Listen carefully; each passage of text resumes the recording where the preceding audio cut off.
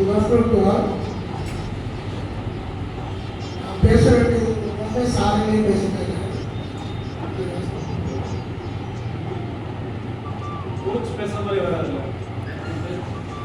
யாருக்கெல்லாம் ஐயர் தெரியும்? வைத்தியம் ஐயர் கை கொடுத்து யாருக்கெல்லாம் ஐயர் தெரியும்? ஆகஸ்ட் 29 வந்து இந்தியாவுக்கு வந்து ட்ராவல் பண்ணாங்க. மேட்ச் வந்து இந்தியாவும் ஸ்ரீலங்காவும் ஏசியா கப் இருக்குது. ஸோ 1 minute லேட்டாக போனதுக்கு, அதாவது 1 minute லேட்டாக போனதுக்கு அந்த பஸ்ஸை வந்து ஐயர் மிஸ் பண்ணிட்டாங்க. ஸோ ஸ்கோர்லேயே அவங்க ட்ரா பண்ணிட்டாங்க. ஓகேங்களா? ரிசர்வ் பிளேயர் யார் இருந்தாங்களோ நெக்ஸ்ட் ஐயர்லாம் ரீப்ளேஸ்மெண்ட்டாக அவர்தான் வந்தார். நான் இது ஏன் சொல்ல வரேன்னா, இன்டர்நேஷ்னல் பிளேயரை 1 நிமிஷம் லேட்டாக போனதுக்கு, பஸ்ஸு மிஸ் பண்ணதுக்கு ஸ்கோர்லேருந்து அவர் ட்ரா பண்ணிட்டாங்க. அப்போ நம்மளாம் நினச்சி பாருங்க. So time very important. 11 o'clock meeting சொன்னாங்க. நம்ம பசங்க அப்போ தான் 11 o'clock தான் பல்லையாக வச்சுருப்பாங்க சில பேர்.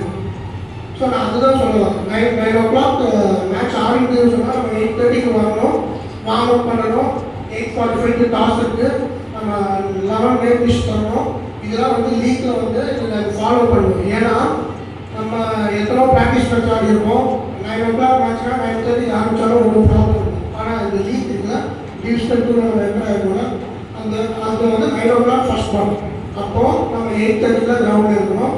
8:45 கேப்டன் போய் டாஸ் போடணும். 8:50 நேம் லிஸ்ட் நம்ம 11 ஸ்லாட் போடணும். அந்த நாள் 11 ஆகுறது நம்ம சப்மிட் பண்ணோம். 9 o'clock ஃபர்ஸ்ட் பால். இன்கேஸ் அந்த பிளேயர் வந்து டாஸ் போடும்போது 8:45 டாஸ் போடும்போது நேம் லிஸ்ட் அவங்க வாங்கி செக் பண்ணிடுவாங்க. அந்த 11 வரல, ஆக்சுவலி அந்த பையன் தான் வந்துட்டு இருக்காங்க. 1 நிமிஷம் லேட்டாக வந்தாலும் அவன் ப்ளே பண்ண முடியாது. இன்கேஸ் நம்ம 11 வந்து இல்லைன்னா நீங்கள் 10 பேர் தான் வச்சுக்கலாம். அவன் பேர் எழுதிடுங்க, அவன் வரல, 1 நிமிஷம் லேட்டாக வந்துட்டாங்கன்னா அந்த பேர் திருப்பி ஆட முடியாது. 10 பேர் தான் ஆட முடியும். ஓகேங்களா? நான் அதுதான் சொல்ல வரேன். ஸோ 8:45 டாஸ்னால் நீங்கள் 8:30 வந்துடணும் கிரவுண்டு. ஓகேங்களா? டிவிஷனல் 2ல் 9 பேர் ரெகுலராக ப்ளே பண்ண முடியும். 8 பேரோ 7 பேரோ இருந்தால் ப்ளே பண்ண முடியாது. ஏன்னா இது நடந்திருக்கு, நான் அம்பேரிங் பண்ணிட்டுருக்கேன். நிறைய மேட்சஸ் நான் எல்லாம் பார்த்துருக்கேன். 8 பேர் இருந்தாலும் வாக்கு வரும். ஸோ நம்ம 15 பேர் ஸ்குவாட் ஃபஸ்ட்டே நம்ம டிசைட் பண்ணியிருக்கோம். இந்த 15 பேர் தான் நம்ம போகிறோம் மேட்ச்சுக்கு. அதில் 11 தான் ப்ளே பண்ணுவாங்க. அந்த 11 பேரும் இந்த டாஸ் போடும்போது இந்த 11 பேரும் இருக்கும். இன்கேஸ் ஒரு பிளேயர் லேட்டாக வந்தாலுமே அந்த பிளேயர் விளையாட முடியாது. ஸோ அதுதான் நான் சொல்ல வரேன். Time is very important. So எங்கே போனாலும் அந்த டிசிப்ளினை நீங்கள் கற்றுக்கோங்க. இது ஒரு இன்சிடென்ட், ஒரு 2-3 இன்சிடென்ட் நான் வந்து ஃபேஸ் பண்ணது, அதை எனக்கு சொல்லணும்னு ஆசைப்படுறேன். தருமபுரிக்கு நம்ம மேட்ச்க்கு ஒரு டைம் போயிருந்தோம் 2023ல். நம்ம டீம் வந்து 60 for 8 wickets. எனக்கு ரொம்பவே மாதிரியாகவே இருந்துச்சு ஆஸ் அ கோச்சாக. நான் 60 ரன்னுக்கு 8 wicket போயிடுச்சு. அப்போ தான் ஒரு பையன் 9 ரவுண்ட் உள்ளே போகிறப்போ தான் நான் வந்து சொல்கிறேன், நீ அடிக்கவே வேறடா, போய் டிஃபென்ஸ் மட்டும் ஆகுது, 30 ஓவர் வெளியிருக்கு, நீ டிஃபென்ஸ் ஆனாலே ஆட்டோமேட்டிக்காக ஸ்கோர் வந்துடலாம் அப்படின்னு சொல்லி அந்த பையனை அனுப்புகிறேன். அந்த பையன் போய் கரெக்டாக 21வது ஓவர் என்ட்ரு ஆகிறான். 49வது ஓவர் அந்த பையன் அவுட் ஆகிறான். 29 ஓவர் நின்று அந்த பையன். அப்போ தான் அந்த பையனோட திறமையே எனக்கு தெரிஞ்சுது. ஆக்சுவலி அது பிஃபோர் மேட்சஸ்லாம் பார்த்தீங்கன்னா அந்த பையன் 1 ரன் 2 ரன் இதெல்லாம் அடிச்சுட்டே இருக்கான். அந்த பையனோட திறமை இருந்தது அப்போ தான் தெரிஞ்சுது. 116 பாலுக்கு 17 ரன் அடித்தான். டீம் ஸ்கோரும் 190. அந்த பையன் ஆக்சுவலி நீங்கள் வரல, யஷ்வந்த் நீங்கள் கிளாப் பண்ணலாம் அந்த பையனுக்கு. ஏன்னா அவனுக்கு அந்த பையனோட திறமை வந்து அப்போ தான் எனக்கு தெரியுது. அப்போ நம்மளால் முடியாத ஒன்றுமே கிடையாது. ஒரு ஜஸ்ட் ஒரு மோட்டிவேஷனுக்காக சொல்கிறேன். நம்மளால் முடியாத எதுவுமே கிடையாது. போனால் நம்ம T20 கேமை பார்க்க நிறைய பேர் போனால் ஃபஸ்ட்டு மாதிரி 6 அடிக்கிற 4 அடிக்கிறது கிரிக்கெட் கிடையாது. நம்ம போய் உள்ள ஸ்டாண்ட் பண்ணாலே போதும், ஆட்டோமேட்டிக்காக ஸ்கோர் வந்துடும். இன்னொரு இன்சிடென்ட், நாமக்கலுக்கு அண்டர் 14 மேட்ச்சுக்கு போயிருந்தாங்க. ஆக்சுவலி ஒரு டீமில் 2 ஸ்பின்னர் தான் ஆட முடியும். நாங்கள் ஆட்டோமேட்டிக்காக இன்னொரு கோச்சும் நாம இருந்தோம்.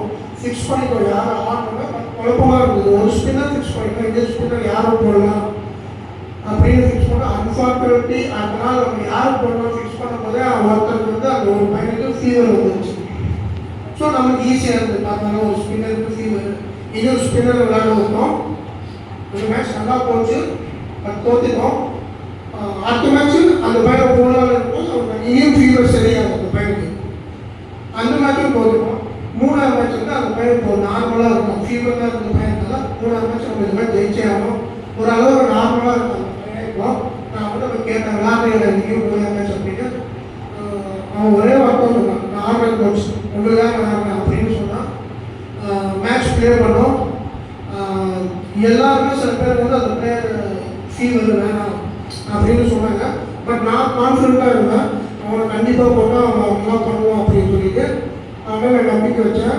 அந்த பையனை இறக்கி விட்டான். மூணாவது மேட்ச்சு 5 விக்கெட் எடுத்தான். ஃபஸ்ட்டு அதாவது second player to take 5 wicket திருப்பத்தூர்ல 5 விக்கெட் எடுத்து மேட்ச் ஜெயிக்க வச்சான். அந்த பையன் வேறு யாரும் இல்லை, விக்கெட். ஸோ கிளாப் பண்ண அந்த பையனும். ஸோ இது ஒரு மோட்டிவேஷன். ஸோ இது ஒரு இன்சிடென்ட்டு. ஸோ அதே நாமக்கல் மேட்ச்சில் தான் 10 ஓவர் போட்டான். நான் சொன்னேன் அவுட் சைட் ஆஃப் ஸ்டெப்லேயே போட்டான், step attack outside off step 2 லைனே போட்டுன்னு சொன்னேன். திரும்ப அதே மாதிரி தான் போட்டான். ஃபஸ்ட்டு பாலே விக்கெட் தப்பிச்சு பண்ணணும், கேட்ச் ட்ராப் பண்ணிட்டாங்க. 10 ஓவருக்கு வெறும் 11 ரன் தான் கொடுத்தான். எப்படி 10 ஓவருக்கு வெறும் 11 ரன் கொடுத்தா, ஒரு எக்ஸ்ட்ராஸ் கூட கிடையாது. அவுட் சைட் ஆஃப் ஸ்டெப் லைன்லேயே போட்டால். நான் சொன்ன ஒரே வார்த்தை கோச் சொல்லி அந்த பையன் வேறு யாரும் நம்ம கிஷோர். ஸோ கிஷோர். ஸோ நான் ஏன் சொல்கிறேன்னா உங்களுக்கு மோட்டிவேஷன், அதாவது நம்மளாலே முடியாதுன்னு எதுவுமே கிடையாது. இன்னொரு இன்சிடென்ட் அதே மேட்ச்சில் தான் ஒரு பையன் ஒரு கேட்ச் ட்ராப் பண்ணுறான், ஈஸி கேட்ச்சு. அந்த கேட்சை ட்ராப் பண்ணுறான். கேட்ச் ட்ராப் பண்ண பேட்ஸ்மேன் வந்து 80 ரன் அடிச்சு மேட்ச் ஜெயிச்சு கொடுத்துருவான் ஆப்போசிட் டீம். ஸோ அந்த கேட்ச் எடுத்துருந்தாங்கன்னா எனிதிங் வில் ஹேப்பன், இந்த மேட்ச் நம்ம ஜெயிச்சிருக்கோம். ஸோ அந்த கேட்சை ட்ராப் பண்ணால் எல்லாருமே அவங்க திட்டுறாங்க, அந்த பையன் திட்டுறாங்க, இவங்கெல்லாம் உடனே போகக்கூடாது அப்படின்னு. கேட்சை போச்சா நானுமே அப்படி தான் நினச்சேன், என்னடா இப்படி கேட்சை ட்ராப் பண்ணிட்டா. நானும் நிறையா திட்டேன். 3 மேட்ச் அடுத்த 3 மேட்ச் ட்ராப் தான், அவன் ட்ராப் தான். ஏன்னா கேட்சை போச்சா நான் அதுதான் என்னால் பண்ண முடியும், ஈஸி கேட்ச் விட்டானே அப்படின்னு. ஆனால் அதுக்கப்புறம் அந்த பையன் கேம்புக்கு வந்தான். நான் சொன்னேன் ஹார்ட் ஒர்க் பண்ணான், கேட்சஸ் நிறைய கேட்சஸ் வந்து ஹார்ட் ஒர்க் பண்ணி கேட்சஸ் பிடிச்சான். இந்த வருஷம் வந்து one of the best performance under 16 கொடுத்த அண்டர் 14 இருக்குது சார், அண்டர் 14 அந்த பையன் கொடுத்துருக்கான். போன வருஷம் கேட்ச் ட்ராப் பண்ண பையன் 3 மேட்சும் ட்ராப் ஆனால் அந்த 3 மேட்ச் வாங்கிட்டு இல்லை. பட் இந்த வருஷம் வந்து 79 ஒரு மேட்ச்சு, 45 ஒரு மேட்ச் 40+, எல்லா மேட்சுமே சூப்பராக பர்ஃபார்மன்ஸ் பண்ணி ஒரு மேட்ச் ஜெயிச்சு கொடுத்தா சிங்கிளாக. வேற யாரும் அந்த பையன் திலீப் பிரசாத் இவங்க அவன் வரல, பட் அவனுக்குமே கிளாப் பண்ணலாம். ஸோ லாஸ்ட் இன்னும் ஒரு இன்சிடென்ட் லாஸ்ட்டாக சொல்லி நான் முடிச்சுக்கிறேன். கேம்பில் நாங்கள் கோச்சிங் பண்ணிட்டு இருக்கோம் பசங்களுக்கு. ஒரு பேரண்ட்ஸ் வராங்க எங்கிட்ட வந்துட்டு என் பையனை உங்கள் கேம்பில் சேர்த்துறேன் அப்படின்னு சொல்லுது. நான் பார்த்தேன் அந்த பையனை. ஓகே சார் அப்படின்னு டிஸ்ட்ரிக்டில் இந்த வருஷம் டிஸ்ட்ரிக்டில் செலக்ட் ஆகிருந்தான். பட் அன்ஃபார்ச்சுனேட்லி அவருக்கு வாய்ப்பு எதுவும் கொடுக்கல அப்படின்னு. சரி சார் நான் பார்க்குறேன் சார் அப்படின்னு நான் நெக்ஸ்டில் விளையாட விட்டேன். எல்லா பாலும் டிஃபென்ஸே விளையாடிட்டு இருந்தான். அதே மாதிரி அவன் ரன்னப்பில் கொஞ்சம் ப்ராப்ளம். ஏன்னா யாருமே ஃபஸ்ட் டைம் ஓடும்போது கரெக்டாக ஓட மாட்டாங்க. சில பேர் கையை இப்படி விட்டு ஓடுவாங்க, சில பேர் இப்படி ஓடுவாங்க, சில பேர் கையை, சில பேருக்கு எப்படி ஓடுறதே தெரியாது. ஃபஸ்ட்டு பிஹேவியரில் மீட்டிங்காக இருந்தது. அவன் ரன்னப்பில் கொஞ்சம் அதனால் கரெக்டாக ஓட முடியும். ஸோ நிறையா எப்படி சொல்ல நெகட்டிவ் நிறையா பேர் அந்த பயமாக நிறையா ஸ்ப்ரெட் பண்ணாங்க. நான் நேம் சொல்ல விரும்பல, பசங்களே தான் டீமில் இருக்கிற பசங்க நிறைய பேர் ஸ்ப்ரெட் பண்ணாங்க. இவன் ஓட மாட்டான், இவனுக்கு ஃபீல்டிங்கே பண்ண தெரியல. ஸோ கிரிக்கெட்லேயே ஃபீல்டிங் வெரி இம்பார்ட்டன்ட். நம்மளால் பேட்டிங் பண்ண தெரியலனா கூட டீமில் இருக்கலாம், பவுலிங் போட தெரியலனா கூட டீமில் இருக்கலாம். But fielding very important. யார் நல்லா ஃபீல்டிங் பண்ணுறானோ அவன் வந்து கிரிக்கெட் வந்து நல்லா பண்ணலாம். ஸோ அது ஒரு எக்ஸாம்பிள். இவனுக்கு ஃபீல்டிங்கே ஃபஸ்ட்டு வராது, ஏன்னா அவனால் ஓட முடியாதுல்ல அப்படின்னு ஒரு நெகட்டிவ். அந்த பையனை நான் பார்த்தேன், டிஃபென்ஸே அப்படின்னா அவனுக்கு எது வீக்னஸோ நான் அதிலே அதிகமாக ட்ரை பண்ண ஆரம்பித்தேன். அவனோட ஸ்ட்ராங்காக இல்லை, அவனோட வீக்னஸ் எது பாசிட்டிவாக ஆனாலும் அவன் எது ஸ்ட்ராங்காக இருந்தாலும் நான் அதில் ப்ராக்டிஸ் பண்ண அவனுக்கு. நெகட்டிவாக எது அதை விட நெகட்டிவாக ஸ்பெக்ட் பண்ணாலும் அதில் நான் ஓவர அவனை கான்சன்ட்ரேஷன் பண்ண வச்சேன். அவன் வந்து டிஃபென்ஸ் ஆகும்போது டிஃபென்ஸ் ஆகாது, ஹிட்டிங் ஆகுது, இந்த மாதிரி ஹிட்டிங் ஆகுது. நெக்ஸ்ட் நான் போகிறது வேலை இருந்துச்சு அவன் டீம் வேணாம். அதே மாதிரி ரன்னிங் அவனால் ஓட தெரியல, பசங்க கூட வச்சு ஓட விட்டாங்க. ஒரு டைம் உட்காந்து கட்டியில் அவனால் முடிய நான் விடவே இல்லை. திரும்பி எது வீக்னஸோ நான் அதிலே ட்ரைன் பண்ணிகிட்டே இருந்தேன். அவன் அப்படியே ட்ரைன் பண்ணிகிட்டே இருந்தான். ஸ்கூல் லெவலில் அவன் ஃபஸ்ட்டு ரன்னிங்கில் யாரெல்லாம் சொன்னாங்க ரன்னிங் ஓட மாட்டான் அப்படின்னு, ஸ்கூல்லேயே அவன் தான் ஃபஸ்ட்டு ரன்னிங்கில். அதே மாதிரி யாரெல்லாம் சொன்னாங்களோ அவங்க டிஃபென்ஸ் தான் வரணும், ஹிட்டிங்கே வராங்க. லாஸ்ட் டைம் டோர்னமெண்ட்டில் 136 ஒரு மேட்ச் 90+. எங்கே போனாலுமே யுவா அகாடமி எங்கே போனாலும் வேறு எந்த டீம் எங்கே போனாலும் அந்த டீமில் பெஸ்ட்டாக பர்ஃபார்மன்ஸ் பண்ண பிளேயர் ஒரே பிளேயர் தான், வேறு யாருமே கிடையாது. விஸ்வேஷ், கேப்டன் விஸ்வேஷ். ஸோ அதுதான் நான் சொல்ல வரேன். வெளியே இருக்கிறவங்க ஆயிரம் சொல்லுவோம், ஒன்று அது வராது இது வராது, அது வந்து எல்லாத்துக்குமே தான். ஈவன் சச்சின் தெண்டுல்கர், விராட் கோலின்னு பார்த்தீங்கன்னா 100 பேர் ஃபேன்ஸாக இருந்தாங்கன்னா 200 பேர் வந்து விமர்சனம் சொல்லிட்டே இருப்பாங்க, அப்படி இருப்பா அப்படி இப்படின்னு சொல்லிட்டே தான் இருப்பாங்க. அவங்க காலம் அப்படி எடுக்கவே கூடாது. ஓகேங்களா? அதுதான் இதுதான் எக்ஸாம்பிள். அதே மாதிரி லீக் மேட்ச்சில் நம்ம அஸ்கர் ஃபைனலுக்கு நாள் இருந்தார், உம்ராபாத் டீம்னு சொல்லி அந்த டீம் கன்ஃபியூஸாக 5 இயர்ஸ் வந்து சாம்பியன் டீம். அந்த டீம் கூட 5 விக்கெட் எடுத்து பேப்பரில் வந்தான். ஸோ அது ஒரு உதாரணம். லாஸ்ட் டைம் ஆனுவல் டே போகும்போது 3 பேர் தான் அவார்டு வாங்குவாங்க, Vishwash, Kishore and Victor. But இந்த டைம் வந்து அந்த டபுளாக இருந்தது, 6 பேர் 7 பேர் வாங்கினாங்க. அது ரொம்ப எனக்கு சந்தோஷமாக இருந்தது. ஸோ அதுதான் நான் சொல்ல வரேன். நான் செந்தில் சாரோட எப்போவுமே நான் எங்கேயாச்சும் வெளியே போகும்போது நான் கூட அதான் மறந்துடுவோம். கிரிக்கெட் ஒன்ஸ் நம்ம கோச்சிங் விட்டு வெளியே வந்தீங்கன்னா நான் அதை மோஸ்ட்லி அதை பற்றி நான் கணிக்க மாட்டேன்.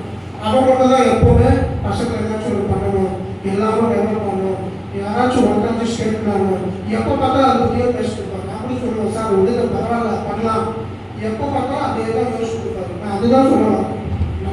நம்ம திருப்பத்தூர் டிஸ்ட்ரிக்டில் ஒரு ஸ்டேட் பிளேயர் மட்டும்தான் கரண்ட்டில் விளையாண்டுட்டு நினைக்கிறேன், திப்பியர்னு சொல்லிட்டு ஆம்பூர். ஸோ நான் என்ன சொல்லுவாங்கன்னா, இத்தனை பேர் நம்மளால ஏன் விளையாட முடியாது? அவருமே சொல்கிறது அது, அந்த டீம் வாங்கினது நாமளும் அப்புறம் செந்தில் சார் டீம் வாங்கிட்டாரு, திருப்பத்தூர் பெஸ்ட் பிளேயர்ஸ் எல்லாம் போய் இறக்கிடலாம், இந்த வருஷம் கப் அடிச்சிடலாம் அப்படின்னு நான் மாசமாக நினச்சிட்டு இருந்தேன். ஆனால் அவர் அப்படியே ஆப்போசிட்டாக இல்லை கப் அடிச்சு நம்மளுக்கு என்ன கிடைக்க போகுது, ஜஸ்ட் அது கப்பு தான், ஒரு நாள் நம்ம ஹாப்பியாக இருக்குது, அது கப்பு எங்கேயாச்சும் ஒர்க் பண்ணுவோம்.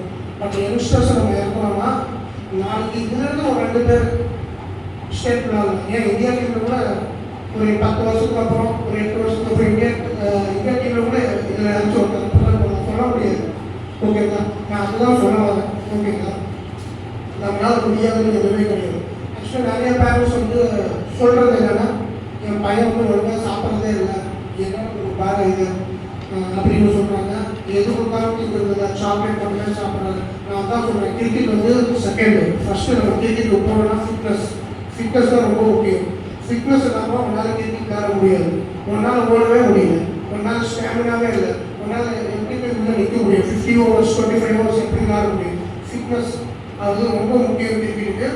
தயவு செஞ்சு பசங்களாம் வீக்லி ஒன்ஸ் ஆர் ட்வைஸ் வந்து சிக்கன் சாப்பிடுங்க, மில்க் எப்பவுமே எடுத்துக்கோங்க, எக்கு, ப்ரோட்டீனு, அது வெரி இம்பார்ட்டன்ட். தண்ணி குடிங்க, 1 லிட்டர் to 1.5 லிட்டர் தண்ணி குடிங்க. இது நிறைய பேர் நம்ம ஃபேஸ் பண்ணுறது. சப்போஸ் அந்த 3 வருஷம் நான் பார்த்துட்டாங்கன்னா ரொம்ப டயர்ட்னஸாக வருவாங்க கிரவுண்டுக்கு. பார்த்தாலே தெரிஞ்சுக்கணும், அவன் சாப்பிட்டுப்பான் ஆனால் தண்ணி ஒழுங்காக குடிச்சிருக்க மாட்டான். ஒரு 2 ஹவர் கூட போட முடியாமல் அவனால் முடியாமல் உட்காந்துருவோம். ஸோ நான் அதுதான் சொல்ல வரேன், ஃபிட்னஸ் வெரி இம்பார்ட்டன்ட். ஓகேங்களா? தண்ணி குடிங்க, 1 லிட்டர் தண்ணி குடிங்க. டெய்லி எக்கு அட்லீஸ்ட் உங்களால் நைட்டு சாப்பிட முடியும்னா காலையில் ஒரு எக்கு கம்பல்சரி சாப்பிடுங்க. அதுக்கப்புறம் மில்க்கு காலையிலையும் நைட்டு. ஓகேங்களா? சிக்கன் உங்களால் முடிஞ்சா 1 or 2 times weekly once or ட்வைஸ்லேயே சாப்பிடுங்க. ஃபிட்னஸ் நீங்கள் ஆட்டோமேட்டிக்காக இருந்தாலே போதும், கிரிக்கெட் வந்து ஆட்டோமேட்டிக்காக நமக்கு டெவலப் ஆகும். ஸோ நான் ஃபேஸ் பண்ணுறது இதுதான். நிறைய பேரண்ட்ஸ்க்கு நான் ஃபேஸ் பண்ணுறது தான். என் பையன் வந்து சில பேரண்ட்ஸ்லாம் நீங்கள் இருக்கீங்க, ஸோ நீங்களும் இருக்கீங்க, கொஞ்சம் அதை ஃபாலோ பண்ணுங்கள். டெஃபினட்டாக நீங்கள் வந்து அச்சீவ் பண்ண வேண்டியது டெஃபினட்டாக நீங்கள் அச்சீவ் பண்ண வேண்டியது. Okay, thank you so much. Thank you Arokiyar sir, Deepak sir, Senthil sir, ma'am sir, நீங்கள் வந்தவங்க எல்லாத்துக்கும் ரொம்ப தேங்க்ஸ். குட்.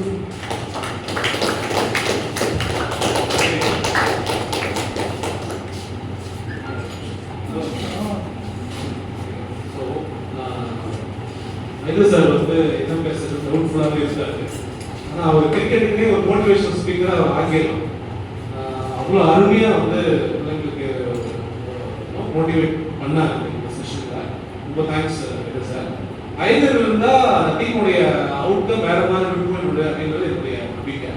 ஐதர் இருந்தால் பசங்க இன்னும் உற்சாகமாக விளையாடலாம் அப்படின்றது என்னுடைய நம்பிக்கை. நான் பார்த்துருக்கேன்.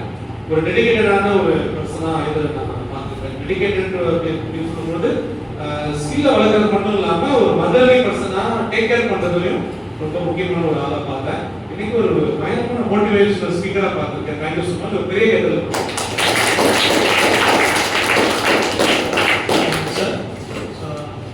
நல்லபதி ஐயா அவர்கள் வந்து ஒரு 1-2 வார்த்தைகள் சொல்ல முடியாது.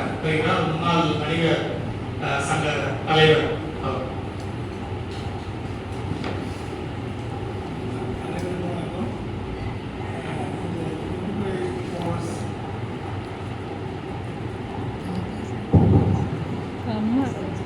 அனைவருக்கும் வணக்கம். நல்லபடி வெற்றியடைய என் மனமார்ந்த வாழ்த்துக்கள். வாழ்க வளமுடன்.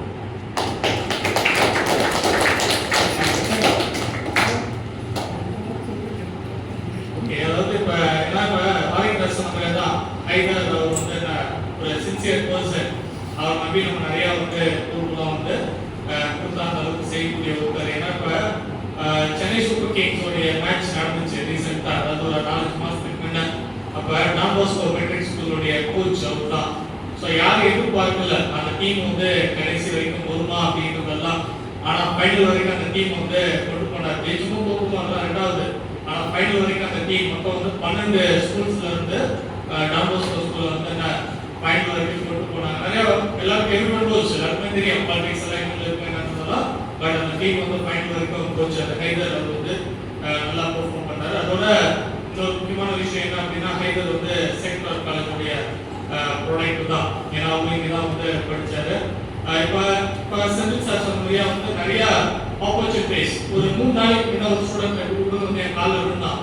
ஏன்டா அப்படின்னு அவங்க கேட்டேன். சார் இன்னைக்கு நான் வந்து சதன் ரயில்வேஸ்ல வந்து வேலை கிடைச்சிச்சு சார் அப்படின்னா. வெரி குட் அப்படின்னா. இல்லை சார் நீங்கள் எனக்கு எப்போலாம் ஃப்ரீ என்ட்ரன்ஸ் கொடுத்தீங்களோ அதனால தான் சார் நீங்கள் வந்தாருன்னா. ஏன் அவங்க ஃப்ரீ என்ட்ரன்ஸ் அப்படின்னா வாலிபால் சாரி அதாவது ஃபுட்பாலில் ஒன் ஆஃப் த பிளேயர். அவங்க எப்போ வந்து கேட்டாலும் ஓகே இப்போ நான் என்ட்ரன்ஸ் பார்த்துக்கிறேன், நீ போயிட்டு வந்து எனக்கு ரிப்போர்ட் பண்ண அப்படின்னு சொன்னேன். இன்னைக்கு அவங்க வந்து நான் ஜோலார்பேட்டில் பிடியாக வந்து ஒரு 3 நாளைக்கு முன்னாடி ஜாயின் பண்ணிட்டான். ஸோ அதாவது என்னன்னா அங்கங்க நமக்கு அந்த போட்டோஸ் எல்லாம் இருக்குது. அதை நம்ம யூஸ் பண்ணுறது வந்து நம்ம கிட்ட தான் இருக்குது, நம்மளுடைய திறமை. அதாவது ஸ்போர்ட்ஸை வந்து என்ன ஒரு உன்னுடைய ஸ்டடீஸ் இஸ் ஆல்வேஸ் மஸ்ட் முக்கியம் தான். ஏன்னா நான் ஒரு ப்ரொஃபஸராக இருந்துட்டு இல்லைன்னு நான் சொல்ல முடியாது. Studies is first.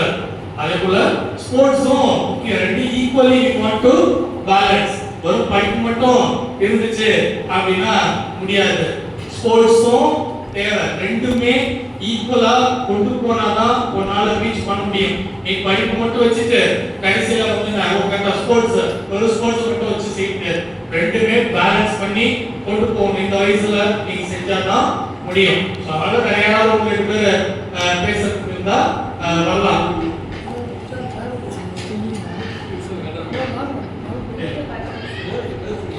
ஒரு 2 வார்த்தைகள் யாராவது இருந்தா இல்ல யாராவது ஸ்டூடெண்ட்ஸ் நீங்க ரெடியா இருக்கவங்க வரலாம் பிளேயர்ஸ். ஏன்னா நாங்களா பேசிட்டு இருக்கோம். இனி எனக்கு ஆளுங்கிற சர்வ பிரச்சனை இல்லை. நீ இன்னைக்கு சாப்பிட 5 மணி வரைக்கும் உட்கார்ந்து நான் பேசிட்டே இருப்போம். ஏன்னா இட் இஸ் அவர் டியூட்டி.